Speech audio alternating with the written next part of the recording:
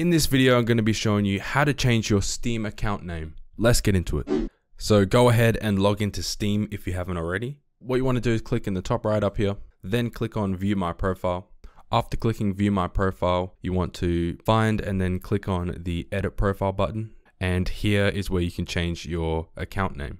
You can't actually change your username, which you created the account under, because it's like a unique identifier connected to your account. You can try contact Steam support and change the name, but I almost guarantee that you'll have no luck. Your best bet if you want to change your username is to create a new account. Or you can go ahead and change your profile name, which is like your display name. And you can also go ahead and change your custom URL. This will change the account name, but if people want to add you as a friend, they'll still need to enter in your username. So after you change it, you can go ahead and click save.